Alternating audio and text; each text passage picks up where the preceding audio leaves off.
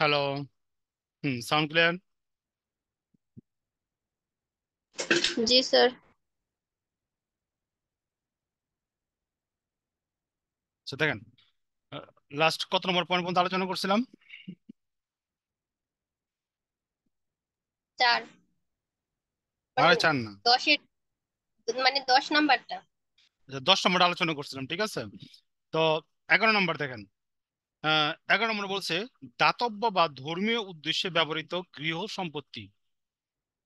দাতব্য বা ধর্মীয়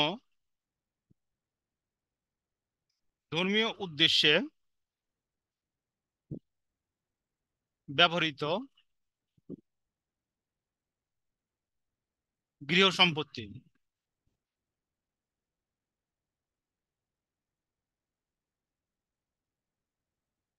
সম্পত্তি খেয়াল করেন। হুম, দাতব্য বুঝেন? হ্যালো, দাতব্য বুঝেন? हाँ सर। আচ্ছা, দাতব্য হইলো গিয়ে কোনো কল্যাণজনক কাজে যদি কোনো সম্পত্তি ব্যবহার করেন, তখন ওই সম্পত্তি থেকে যদি কোনো আয় হয়, তো ওই আয়টা কি অকরদার্য। এবং ধর্মীয় উদ্দেশ্যে ব্যবহৃত কোনো সম্পত্তি, কোনো মনে করেন মাদ্রাসা করছেন বা অন্য কোনো কিছু করছেন, ওইখান থেকে যদি কোনো আয় হয়, ঠিক আছে, তো ওই আয়টা কি আপনার সম্পূর্ণ অকরদার্য। হ্যাঁ, 12 নম্বর দেখেন, ধর্মীয় বা দাতব্য প্রতিষ্ঠান কর্তৃক গৃহীত স্বেচ্ছায় প্রদত্ত চাঁদা। ধর্মীয় বা দাতব্য প্রতিষ্ঠান কর্তৃক প্রতিষ্ঠান কর্তৃক গৃহীত স্বেচ্ছায় চাঁদা।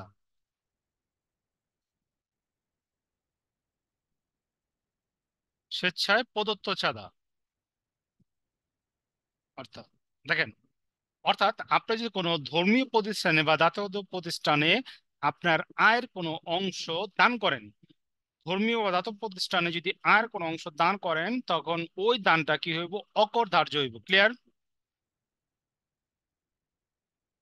তারপর দেখেন, এনজিওর আয়।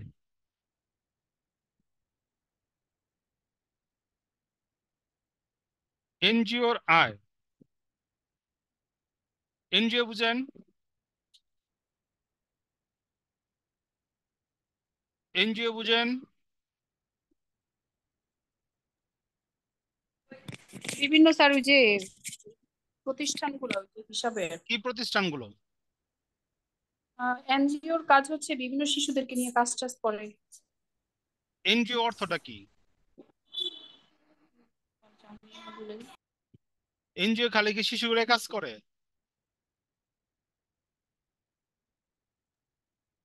सा- বলেন, বই দিকে তাকালে আপনি বই দিয়ে কিছু লেখা নেই। এনজিও কি শুধু শিশুগুলো কাজ করে? রেসপন্স করেন। না স্যার বলেন আরো কিছু আছে। খেয়াল করেন, এনজিও হলে यस। গিয়া নন গভর্নমেন্ট অর্গানাইজেশন। এনজিও হলো কি? Non government organisation. মূলত পক্ষে এনজিও বেশিরভাগ প্রতিষ্ঠান আপনার বাহিরের দেশের অর্থায়নে কি করা হয়? পরিচালনা করা হয়। তো বাংলাদেশে অনেক ব্যক্তি কি করে, বাইরের দেশে যে বাংলাদেশের আর্থসামাজিক অবস্থা খারাপ, ভালো না, এই দেশের সামাজিক পরিবেশ, অর্থনৈতিক পরিবেশ, স্বাস্থ্যগত পরিবেশ, পরিবেশ উন্নয়ন করার জন্য এনজিওরা কি করে? কাজ করে থাকে। আর্থসামাজিক উন্নয়নের জন্য কি করে? এনজিওরা কাজ করে থাকে, ঠিক আছে। তো এনজিওরা যে কাজ করতেছে, তারা কি করতেছে? আমাদের দেশের উন্নয়নের জন্য কাজ করতেছে মূলত পক্ষে, ঠিক আছে। তো তারা যদি কোনো আয় করে, তো ওই এনজিওর আয় কি অকরধার্য। ক্লিয়ার? তারা দেখেন তারা কিন্তু মাইক্রো ক্রেডিট ক্ষুদ্র ঋণ প্রকল্পের মাধ্যমে কি করতেছে, গ্রামীণ যে প্রান্তিক জনগণ আছে তাদের কি করতেছে, অর্থনৈতিক ভাবে কি করতে সবল করতেছে। এবং তারা যদি ওইখান থেকে কোনো আয় করে তো ওই আয় কি আপনার অকর ধার্য। ক্লিয়ার? তারপরে দেখেন কর্মচারীর ব্যয় পূর্ণ বরত। ঠিক আছে, আমি একটু পড়তাছি, খেয়াল করেন। কোন নিয়োগকারী কর্তৃক কোন কর্মচারীর ব্যয় পুনর্ভরণ যদি, অর্থাৎ উক্ত ব্যয় সম্পূর্ণভাবে এবং আবশ্যিকভাবে কর্মচারীর দায়িত্ব পালনের সূত্রে ব্যয়িত হয় এবং নিয়োগকর্তা কর্মচারীর মাধ্যমে এরূপ ব্যয় নির্বাহ সুবিধাজনক ছিল। অর্থাৎ কোনো কর্মচারী যদি কর্মক্ষেত্রে কর্ম সম্পাদন করতে যে কোনো ব্যয় হয়, কর্মচারীরা যদি ওই ব্যয় প্রতিষ্ঠান প্রদান করে তখন ওই ব্যয় কি হয়ে যাবে, অকরদার্য হয়ে যাবে। ঠিক আছে, ওই ব্যয় কি হয়ে যাব, অকরদার্য হয়ে যাবে, কারণ ওই ব্যয় তো তার আয় না। তারপরে দেখেন করদাতা কর্তৃক প্রদত্ত মূলধনী আয়, প্রদত্ত মূলধনী আয়, আহ প্রদত্ত মূলধনী আয় বলতে এখানে বুঝাইতেছে হ্যাঁ, মূলধনী আয় হলে কোন একটি স্থায়ী সম্পত্তি থেকে আপনার যে আয়টা হইব করদাতা কর্তৃক প্রদত্ত, ওই আয়টা কি হইব আপনার অকর ধার্যের মধ্যে কি হইব, অন্তর্ভুক্ত হইব। তারপর দেখেন 16 নম্বর, হিন্দু হিন্দু অবিভক্ত পরিবারের সদস্যর আয়।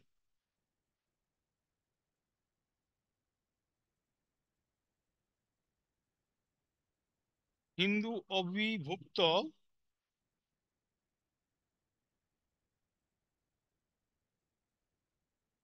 পরিবারের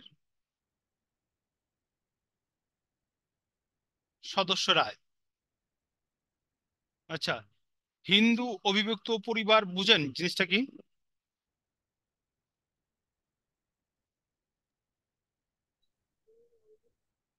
হিন্দু অবিভক্ত হিন্দু পরিবার বুঝেন সম্প্রদায়ের জিনিসটা কি? যারা হিন্দু সম্প্রদায়ের। না না, হিন্দু অবিভক্ত পরিবার এই জিনিসটা দ্বারা কি বুঝছেন আপনি? তা বুঝতে পারিনি, বলতে খেয়াল পারেন? করেন, আমরা আমাদের মুসলমানদের মধ্যে জয়েন্ট ফ্যামিলি আছে না? হ্যাঁ আছে। ঠিক আছে, তো হিন্দুদের মধ্যে এরকম আপনার কি আছে, অবিভক্ত বা অবিভক্ত কি আছে আপনার পরিবার আছে। অবিভক্ত বা অবিভক্ত কি আছে আপনার পরিবার আছে। ঠিক আছে, ওই পরিবারের একক সদস্য যদি কোনো আয় থাকে, আয় করে, তবে ওই আয়টা আয়কর হিসাবে আহ অ অকরধার্য। ঠিক আছে, তবে হিন্দু অবিভক্ত পরিবারের আয় আবার আয়কর হিসাবে অন্তর্ভুক্ত হইব। অর্থাৎ এরকম ভাবে হিন্দু অবিভক্ত পরিবার পরিচিত হয়, ওই পরিবারের সদস্য একজন থাকবো, ওই সদস্য কি করব, সকল ধরনের আয়ের ব্যয়ের হিসাব কি করব, সরকারে দিব। যদি কোনো ব্যক্তি যদি আয় করে, কোনো সদস্য যদি আয় করে এককভাবে, তখন ওই আয়টা কি হইব না, আহ ওই আয়টা কি হইব না, আয়কর হিসেবে অন্তর্ভুক্ত হইব না। কিন্তু হিন্দু অবিভক্ত পরিবারের যে আয় হইব, ওই আয়টা কি হইব আপনার মোট আয় অন্তর্ভুক্ত হইব। বুঝতে পারছি আমি? জি স্যার, বুঝতে পারছি। আচ্ছা, বৈদেশিক রেমিটেন্স থেকে আয়, বিদেশ থেকে যদি কেউ ডলার ইউরো বন্ড টন পাঠায় তো ওই ক্ষেত্রে যে আয়টা হয় ওই আয়টা কি আপনার অকরধার্য। ঠিক আছে, বিদেশ থেকে যত মন চায় টাকা পাঠাতে পারবেন, কিন্তু ওই আয়টা সরকার কি করবো না, আপনার আয় হিসাবে কি করবো না, গণ্য করব না। তারপর দেখেন বন্ড হতে গৃহীত আয়, বন্ড হতে গৃহীত, বন্ড হতে গৃহীত কোনো আয়,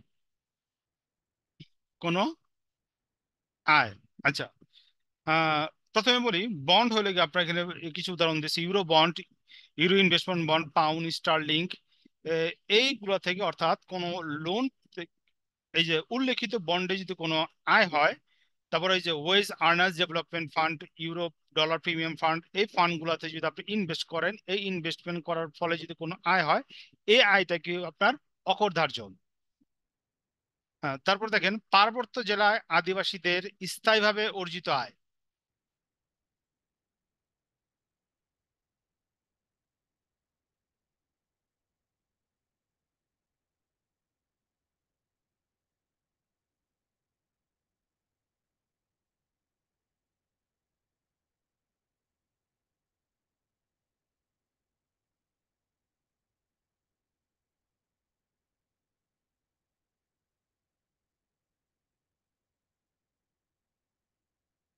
দেখেন যারা নাকি পার্বত্য অঞ্চলে থাকে, যেমন এই যে রাঙামাটি, বান্দরবান, খাগড়াছড়ি, ওইখানে যে ছোট ছোট যে জনগোষ্ঠী আছে তারা যে আয় করে, তাদের অর্থনৈতিক কর্মকাণ্ডের মাধ্যমে যে আয় হয়, ওই আয় কি করা যাব না, আয় করে অন্তর্ভুক্ত করা যাইব না।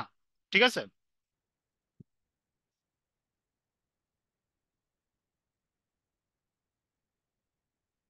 2 লাখ পর্যন্ত কৃষি আয়।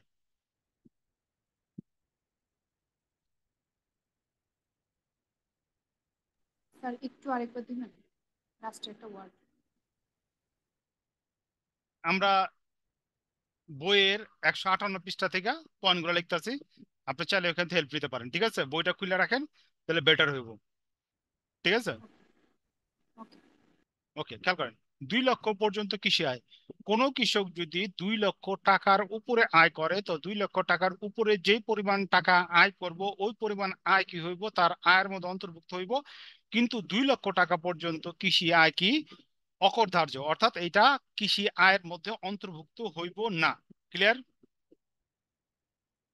আচ্ছা, এখানে আরেকটা কিছু কথা বলছে নিচে, আরেকটা কথা স্ল্যাবে, আহ মুনাফা বা মুনাফা ব্যতীত অনধিক 20,000 টাকা, এরকম আয়ও কি হইব না, আয়ের মধ্যে অন্তর্ভুক্ত হইব না, এর দরকার নাই। তারপর দেখেন, এটা একটু বুঝেন। 21, বিশেষ ব্যবস্থা হতে আয়। বিশেষ ব্যবস্থা হতে আয়। ঠিক আছে? এখানে দেখেন, জুলাই 1 থেকে 2020 থেকে 30শে জুন 2024, জিনিসটা বুঝেন। কয়েকদিন আগে পেপার একটা হেডলাইন করছে, তথ্য প্রযুক্তি খাতকে সরকার আহ, উপরে তুলে মই তুলে নিয়েছেন। বুঝতে পারছে কথাটা? হ্যালো? জি স্যার, শুনতেছি। কথাটা বুঝছেন? তথ্য প্রযুক্তি খাতকে সরকার উপরে তুলে মই তুলে নিয়েছেন। কথাটা বুঝছেন? স্যার শেষেরটা বুঝিনি, মই তুলে নিয়েছেন বলতে। আচ্ছা, মই তুলে নিয়েছেন মানে বলতে বুঝাইতেছে সুযোগ সুবিধা তুলে নিয়েছে। ঠিক আছে, খেয়াল করেন। 2001 সালে, দুই 2001 সালে 30শে জুন হতে 30শে জুন 2024 পর্যন্ত, ঠিক আছে, সরকার কি করছে, তথ্য প্রযুক্তি রিলেটেড যে খাতগুলো আছে, ওই খাতে যদি কোনো ইনভেস্টমেন্ট করতো, ওই খাতে যদি কোনো ইনভেস্টমেন্ট করতো এবং ওইখান থেকে যদি কোনো আয় হইতো, আয় হইলে সরকার ওই আয়ের উপর কি করতে পারতো না, কর নিতে পারতো না, অর্থাৎ অকরজার্জ হতো। যেমন কোন কোন কাজ, software development, networking, web serving, web hosting, digital graphics, তারপর আরো যে call service, cloud service, e learning, e book, ঠিক আছে, মোবাইল অ্যাপ্লিকেশন, আইটি ফ্রিল্যান্সিং। ঠিক আছে, এই খাতে যদি কেউ কেউ কোনো ইনভেস্টমেন্ট করতো, সরকার ওইখান থেকে যদি কোনো আয় হইতো, সরকার ওই আয়টারে কি করছিল, অকর ধার্য করছিল। কিন্তু 2024 জুনের পরে যদি এই ধরনের প্রতিষ্ঠান থেকে কোনো আয় হয়ে থাকে, তখন ওই আয়টা কি হইব, মোট আয়ের মধ্যে অন্তর্ভুক্ত হইব। বুঝতে পারছি? রেসপন্স করেন। বুঝতে পারছি? জি স্যার। বুঝে? ওকে, সাথে সাথে রেসপন্স করেন। আচ্ছা, হস্তশিল্প রপ্তানি হতে আয়। হস্তশিল্প তো বুঝেন। হস্তশিল্প কি?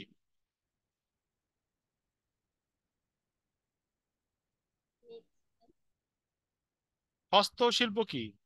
হস্তশিল্প রপ্তানি হতে আয়। হস্তশিল্প কি এবং রপ্তানি কি বুঝান।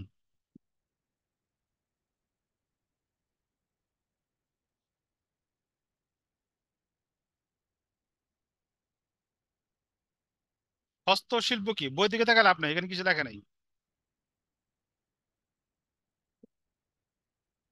হস্তশিল্প কি?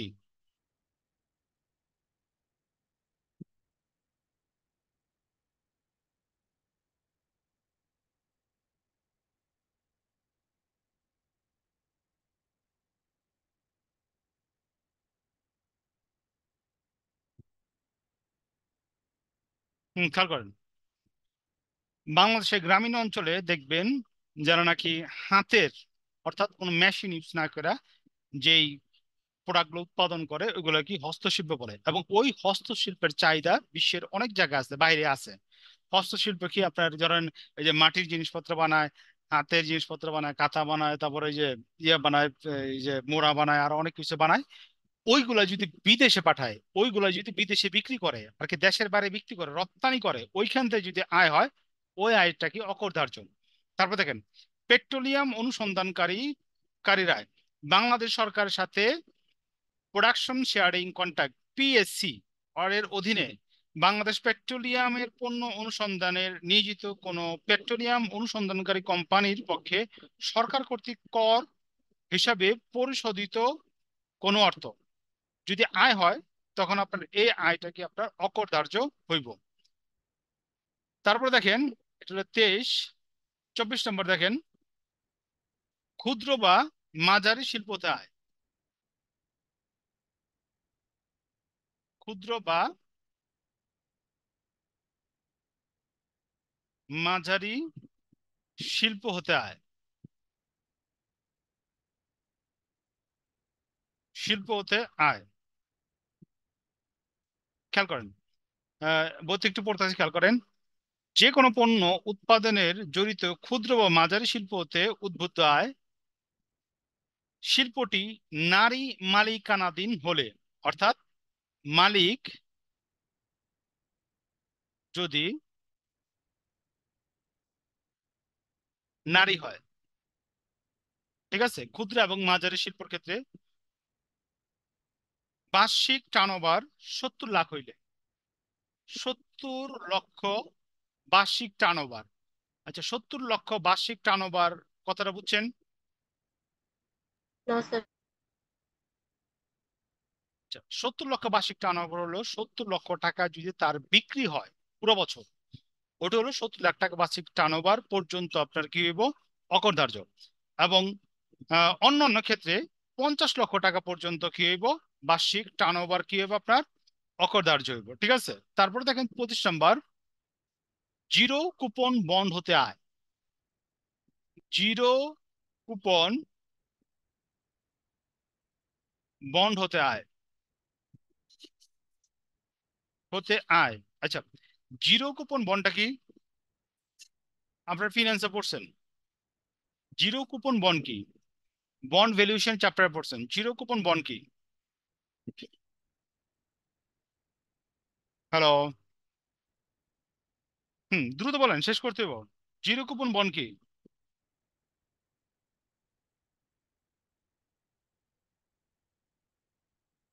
জিরো কুপন বন্ড কি? স্যার ভুলে গেছি। আচ্ছা, খেয়াল করেন, যে বন্ডে যে বন্ডের সুদের হার থাকে না, যে বন্ডে কি থাকে না ভাই, সুদের হার থাকে না, শুনুন। অর্থাৎ ফেস ভ্যালুর শেখা, ঠিক আছে, ফেস ভ্যালু থেকে কমে বিক্রি করা হয়, তাই কি বলা হয়, জিরো কুপন বন্ড। ঠিক আছে। ওই জিরো কুপন বন্ড থেকে যে কোনো আয় হয়ে থাকে আপনার, ওই আয়টা কি আপনার অকরধার্য। 26 নম্বর, শিক্ষা প্রতিষ্ঠান কর্তৃক আর্থিক পরিসম্পত্তিতে আয়। শিক্ষা প্রতিষ্ঠান কর্তৃক কর্তৃক আর্থিক আর্থিক পরিসম্পত্তি থেকে আয়,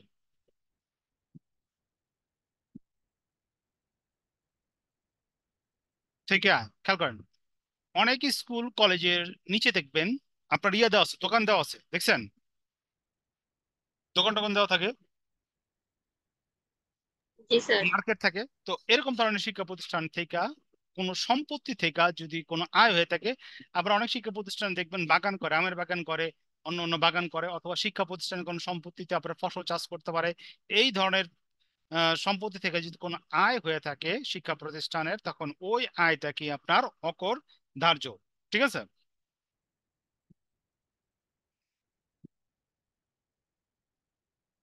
তারপর দেখেন, আহ চাকরি হতে আয়।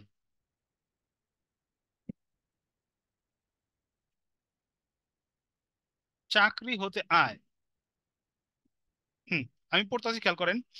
চাকরি হতে আয় হিসাবে আয়ের 1/3 বা 4 লক্ষ বা 50,000 টাকা কম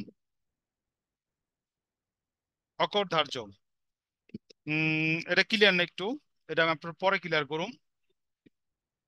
আচ্ছা, 27, 28। পেশাজীবী প্রতিষ্ঠানের আয়।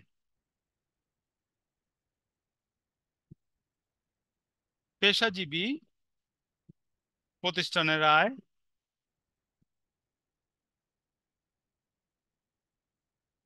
কি?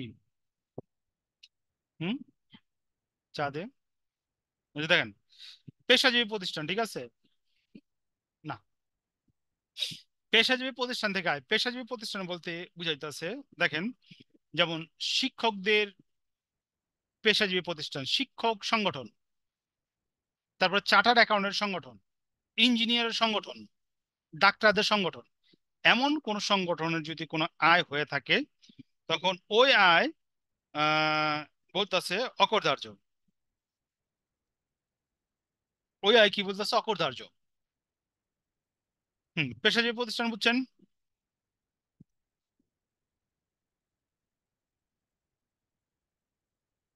মুক্তিযোদ্ধা কল্যাণ ট্রাস্টের আয়। কল্যাণ ট্রাস্ট হতে গৃহীত সম্পত্তি, গৃহীত সম্মানী, অর্থাৎ বাংলাদেশে যারা নাকি স্বাধীনতা সংগ্রামের অবদান রাখছে, মুক্তিযুদ্ধ, তারা সরকার থেকে যে আর্থিক সুবিধা পায়, ওই আর্থিক সুবিধা সম্পূর্ণ কি আপনার অকরধার্য। ওই আর্থিক সুবিধা কি সম্পূর্ণ অকরধার্য। তারপর সরকার হতে প্রাপ্ত পুরস্কার। সরকার হতে প্রাপ্ত পুরস্কার, সরকার থেকে যদি কোনো পুরস্কার খেয়ে থাকেন, ওটা অকরধার্য। তারপরে দেখেন, বৃদ্ধাশ্রম পরিচালনা হতে আয়।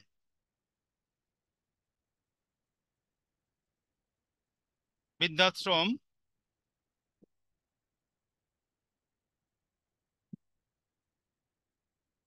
পরিচালনা হতে আয়, অর্থাৎ আপনি যদি কোনো বৃদ্ধাশ্রম পরিচালনা করেন এবং পরিচালনা করার ফলে যদি কোনো আয় প্রাপ্তি হয় আপনার, ওটাকে অকরধার্য। তারপরে দেখেন, কোম্পানির অনুকূলে বণ্টিত কর পরিশোধিত লভ্যাংশ।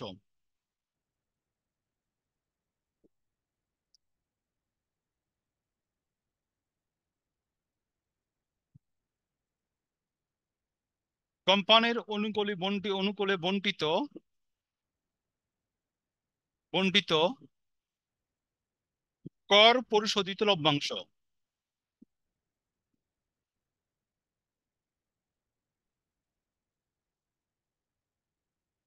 লভ্যাংশ একটু পড়তেছি, খেয়াল করেন।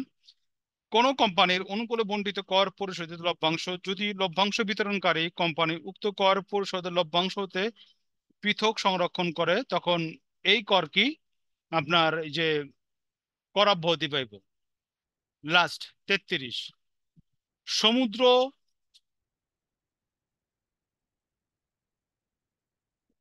সমুদ্রে পরিচালিত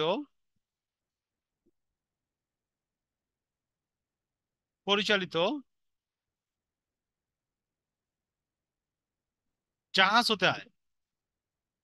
দেখেন, সমুদ্র পথে পরিচালিত জাহাজ হতে যদি কোনো রেমিডেন্স সংগ্রহ করে এবং ওই রেমিডেন্স যদি বাংলাদেশে আনয়ন করে, ওই রেমিডেন্স কি আপনার অকরধার্য আয় হিসাবে কি করা হইব আপনার, গণ্য করা হইব। আছেন?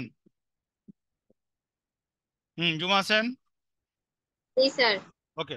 তো এই যে এতটুকু আলোচনা করলাম, এই সেক্টরে আপনি যদি ইনভেস্টমেন্ট করেন, তখন আপনার এইখান থেকে কি হবে আপনার আহ, এই আয়গুলা কি আপনার অকরধার্য। এই আয়গুলা কি আপনার অকরধার্য, ঠিক আছে?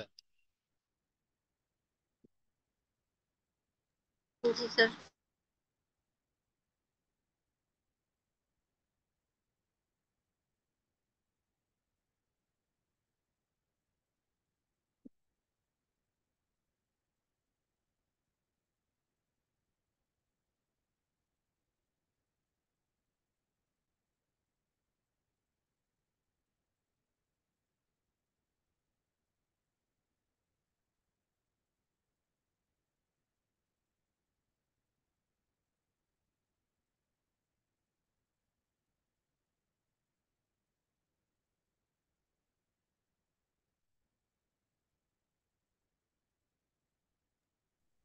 স্যার এই পর্যন্ত থাক আজকে। তো 10 মিনিট আবার একটু অ্যাড অন, একটু ম্যাথ শুরু করি, কি বলেন? স্যার বুঝি না। এই পর্যন্ত, স্যার এই পর্যন্তই থাক। আচ্ছা